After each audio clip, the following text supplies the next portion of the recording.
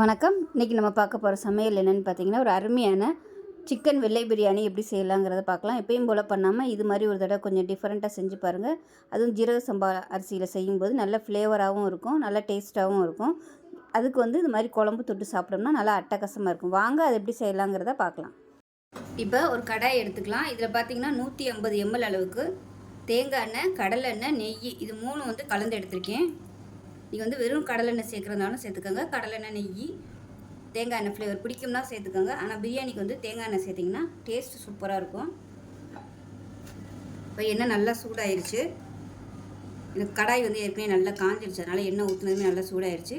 இதில் 100 கிராம் அளவுக்கு வெங்காயம், பெரிய வெங்காயம் நீளமாக நறுக்குனதை சேர்த்துக்கலாம். நான் இன்றைக்கி 1/2 கிலோ அளவுக்கு தான் பிரியாணி செய்கிறேன். சின்ன வெங்காயம் வேறு அரைச்சிருக்கிறதுனால பெரிய வெங்காயம் கம்மியாக சேர்த்திங்கன்னா போதும். இப்போ இது நல்லா வதங்கி வரட்டும். இந்த பிரியாணிக்கு கலர் மாறக்கூடாது.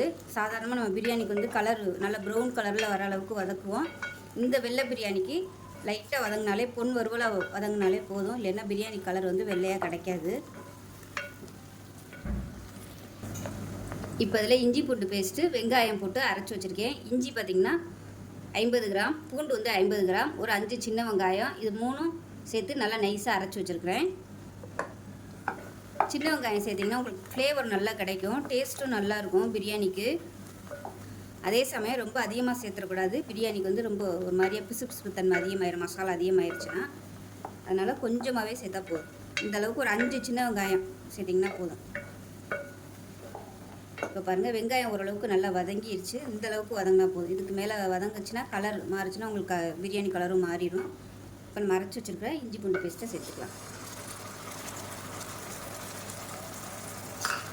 இது நல்லா வதங்கட்டும்.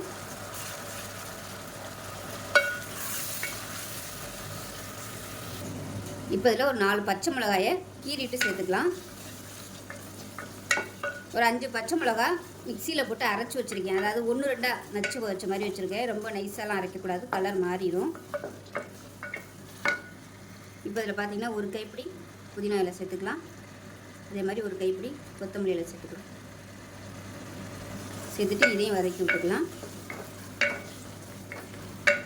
நம்ம அரைச்சி வச்சுருக்க இந்த பச்சை மிளகாயும் சேர்த்துக்கலாம். காரம் பச்சை மிளகா காரம் தான், மிளகாத்தூள்லாம் சேர்க்க போகிறதில்ல. அதனால் எவ்வளோ காரம் தேவையோ நீங்கள் அதுக்கு தகுந்த மாதிரி பச்சை மிளகாயை சேர்த்துக்கோங்க.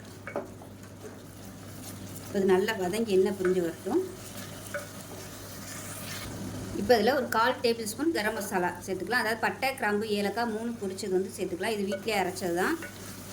அதாவது பட்டை ஒரு பங்கு எடுத்திங்கன்னா அதில் பாதி ஏலக்காயில் பாதி கிராம்பு, இந்த அளவில் தான் நான் எடுத்து அரைச்சி வச்சுருக்கிறேன். அதுதான் சேர்த்துருக்கேன். இதையும் சேர்த்து நல்லா வதக்கிக்கலாம். இப்போ இந்த ஸ்டேஜில் 50 கிராம் அளவுக்கு தயிர் சேர்த்துக்கலாம். நான் சொல்கிற அளவு எல்லாமே 1/2 கிலோ அளவுக்கு சொல்கிறேன்.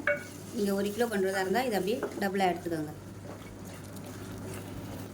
இப்போ பார்த்திங்கன்னா மசாலா எல்லாமே நல்லா வதங்கி எண்ணெய் பிரிய ஆரம்பிக்குது பாருங்கள். இந்த ஸ்டேஜ் வரைக்கும் நல்லா வதக்கணும். இப்போ இதில் 1/2 கிலோ சிக்கன் கழுவி எடுத்து வச்சுருக்கேன். இப்போ அதை சேர்த்துக்கலாம். சிக்கன் கழுவையில் வினிகரும் உப்பும் போட்டு நல்லா ஒரு 1/4 மணி நேரம் ஊற வச்சிட்டிங்கன்னா அந்த சிக்கனில் உள்ள அந்த கவுச்சி வாடை வராது. இந்த வெள்ளை பிரியாணி செய்யும்போது மஞ்சத்தூள் போட்டு சிக்கனை கழுவிடக்கூடாது. உங்களுக்கு அந்த வாசனை எல்லாமே போயிடும், சிக்கனோட வாசனை எதுவுமே இருக்காது. இப்போ இந்த சிக்கனை சேர்த்து நல்லா வதக்கிக்கலாம். இப்போ இந்த சிக்கனுக்கு தேவையான உப்பு சேர்த்துக்கலாம். அப்போ தான் இதிலே உப்பு பிடிக்கும். நல்லா சிம்மிலே விட்டுட்டு நல்லா சூடு ஏறுற அளவுக்கு கிளறி விட்டுக்கலாம். இப்போ நான் தம்மில் தான் போட போகிறேன். அதனால் 1 டம்ளருக்கு 1.25 டம்ளர் அளவு தண்ணி எடுத்திருக்கேன். நான் இன்றைக்கி 2 டம்ளர் எடுத்திருக்கேன். இப்போ இதில் நல்லா கொதிக்கிற தண்ணியை சேர்த்துக்கலாம்.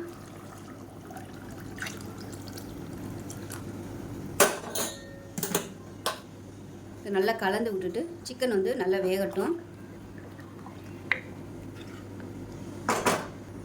இப்போ சிக்கன் வெந்துருச்சான்னு பார்க்கலாம்.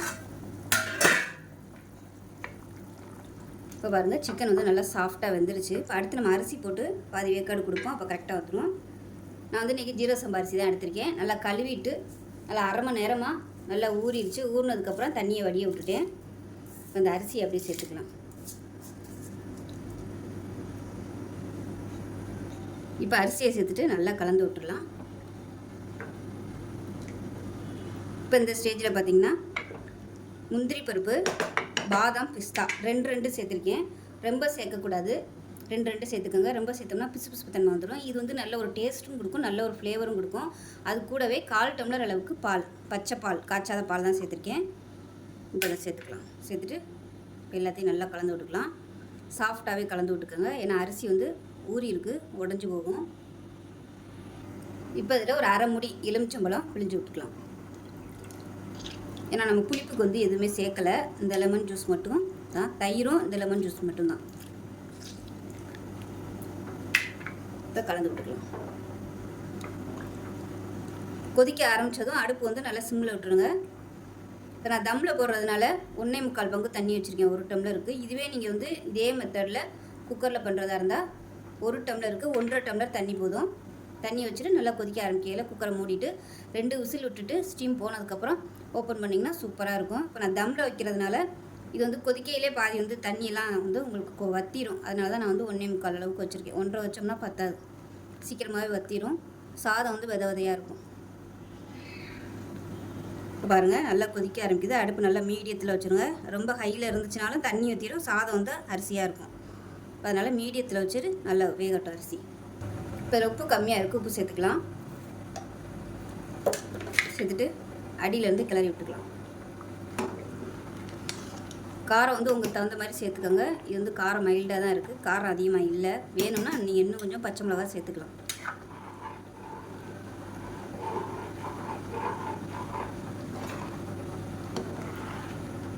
இப்போ இந்த தண்ணியெல்லாம் கொஞ்சம் அப்படியே வற்றட்டும், தம் போடலாம். இப்போ பாருங்கள் தண்ணி எல்லாமே நல்லா வற்றிருச்சு ஓரளவுக்கு. இப்போ நல்லா அடியிலேருந்து ஒரு தடவை கிளறி விட்டுக்கோங்க. ஸோ இந்த அளவுக்கு தண்ணி லைட்டாக இருக்கையிலே தம் போட ஆரம்பிச்சிடும். ரொம்ப வந்து தண்ணி வற்றுறதுக்கப்புறமா நம்ம தம் போட்டோம்னா அடி பிடிக்கும்.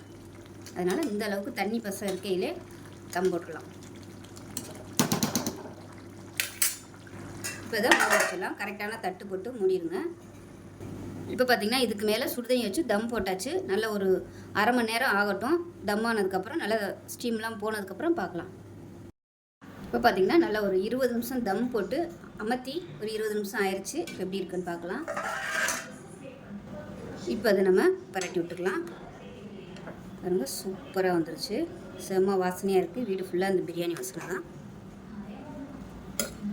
எப்பயும் ஒரே மாதிரி பிரியாணி பண்ணாமல் இது மாதிரி ஒரு நாள் ஒயிட் பிரியாணியாக செஞ்சு பாருங்கள், சூப்பராக இருக்கும். டேஸ்ட்டும் நல்லா அட்டகாசமாக இருக்கும். நல்லா கீழேருந்து மேலே வரைக்கும் பரட்டி விட்டுக்கலாம். சாதம் சூப்பராக வந்திருக்குது. இப்போ நமக்கு அருமையான சிக்கன் வெள்ளை பிரியாணி ரெடி ஆயிடுச்சு. இது பார்த்திங்கன்னா வெங்காய பச்சடி, இது கூடவே ஒரு சிம்பிளான சிக்கன் குழம்பு தொட்டு சாப்பிட்றதுக்கு அருமையாக இருக்கும்.